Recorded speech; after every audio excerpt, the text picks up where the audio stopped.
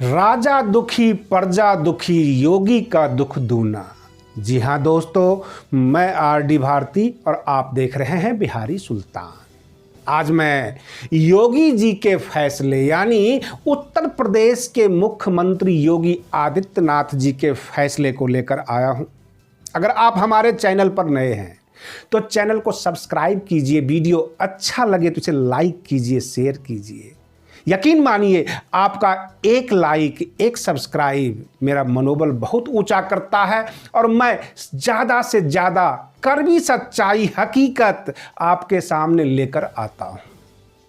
अब रही बात ये, योगी आदित्यनाथ जी मुख्यमंत्री हैं, उत्तर प्रदेश के मुख्यमंत्री हैं, भाजपा का शासन है, परंतु उनका कार्य कोरोना संकट में काफ़ी दिख रहा है, जिसका मैं विस्तार से आपको वर्णन करूंगा। जबकि बिहार में बीजेपी और जदयू का गठबंधन का सरकार है और बिहार सरकार कुछ ऐसा फैसला नहीं कर रही है जिससे प्रवासी मजदूरों को राहत मिले। मैं योगी आदित्यनाथ जी के फैसले के बारे में बता रहा हूं। उन्होंने कल फैसला ले लिया कि 12 नोडल अधिकारी तैयार किए जाएं दूसरे राज्यों में और अपने राज्यों के बारे में तो उन्होंने साफ साफ कह दिया कि जिन जिन बाहर के राज्यों का मजदूर अगर उत्तर प्रदेश में है, अगर वह जाना चाहे तो उत्तर प्रदेश की सीमा तक हम छोड़ाएंगे, बाकी वहां के राज्य उनको लेकर चले जाए, क्योंकि लॉकडाउन का मामला है और प्रवासी मजदूर कहीं न कहीं से अपने घर से दूर हैं और परेशान हैं।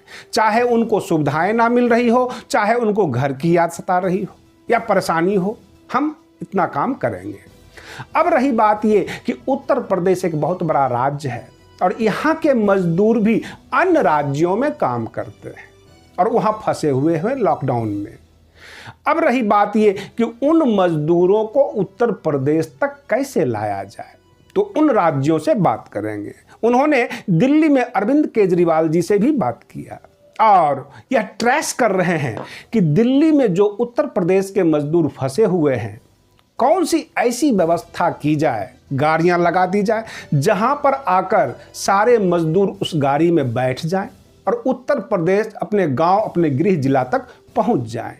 वो सारे राज्य सरकार से बात कर रहे हैं, लेकिन इसमें भ्रम की स्थिति यह आ रही है कि जो प्रवासी मजदूर हैं, जो फैक्ट्रियों में काम करते हैं, ये असंगठित मजदूर होते हैं, इनका कोई लिस्ट नहीं होता। कोई राज्य सरकार एक पर्चा सामने रख देगा कि ये मजदूर आपके हैं, आप ले जाओ, ये संभव नहीं है।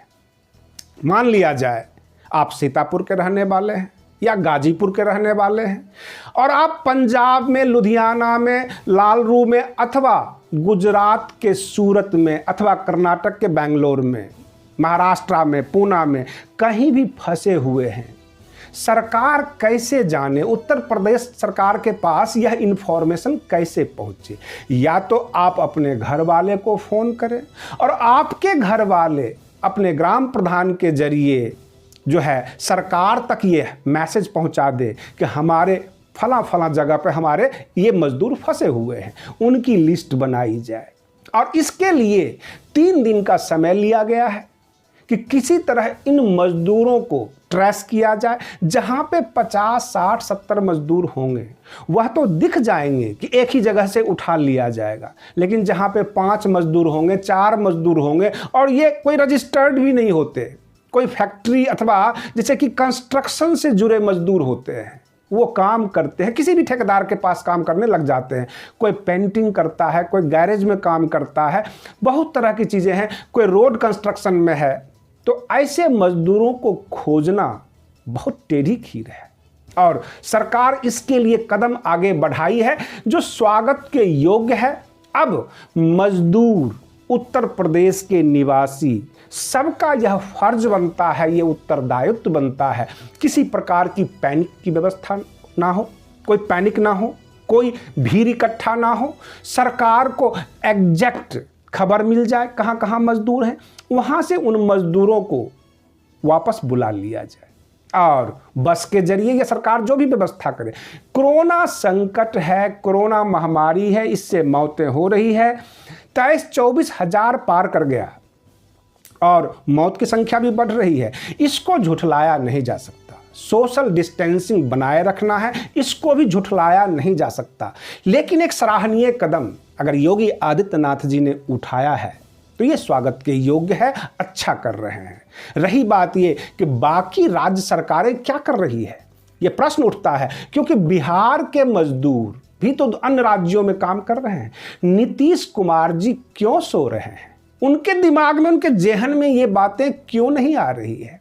और रही बात ये कि क्यों पटना हाई कोर्ट में कोटा राजस्थान के स्टूडेंट्स यानी छात्रों के लिए रिट पिटिशन फाइल होता है और हाई कोर्ट को संज्ञान लेना पड़ता है, सवाल करना पड़ता है। इसका मतलब यह हुआ कहीं न कहीं से बिहार सरकार अथवा नीतीश कुमार जी सो रहे हैं, लापरवाही कर रहे हैं, मजदूरों, छात्रों, किसी पर वो ध्यान नहीं दे रहे हैं, केवल कानून बघाड़ते हैं, लॉकडाउन का हवाला देते हैं, यानी अपनी जान छुड़ाते हैं। और ये सच है और ये सच बोलना पड़ेगा, क्योंकि उत्तर प्रदेश में भी बीजेपी की सरकार और बिहार में भी बीजेपी और जदयू की सरकार, लेकिन दोनों में इतना फर्क क्यों। योगी आदित्यनाथ ने जो कदम उठाया है, बड़ी स्पीड में वो काम कर रहे हैं। उन्होंने 250 बस छात्रों के लिए भी लगाया था, अब वो मजदूरों के लिए आगे आए हैं। यहाँ तक उन्होंने एक कमेटी भी बनाई कि जो बाहर के मजदूर उत्तर प्रदेश में आएंगे, उन 5 लाख मजदूरों को हम कमेटी बनाते हैं, उसके तहत उनको काम देंगे ताकि वो भूखा ना मरे। तो जो वो काम करेंगे, जाहिर सी बात है मीडिया उसको उठाएगी ही उठाएगी। रही बात बिहार सरकार की और पश्चिम बंगाल में ममता दीदी को तो हर बात में राजनीति नजर आती है। कोरोना का मामला हो या किसी प्रकार का, वो हर जगह राजनीति ढूंढती फिरती हैं। जबकि लॉकडाउन है, लोग खाने के लिए दाने दाने के मोहताज हैं। वहां पर हमने देखा है कि जो भी राहत का काम हुआ है, केवल और केवल बहुजन समाज पार्टी के कार्यकर्ताओं ने काम किया है। टीएमसी के कार्यकर्ता नहीं काम कर रहे हैं, बाकी दल के भी नहीं कर रहे हैं। सच बोलना अगर बगावत है तो समझो मैं भी बागी हूं। मैं उन तमाम राज्य सरकारों के बारे में बोलूंगा जो काम करते हैं और जो काम नहीं करते हैं।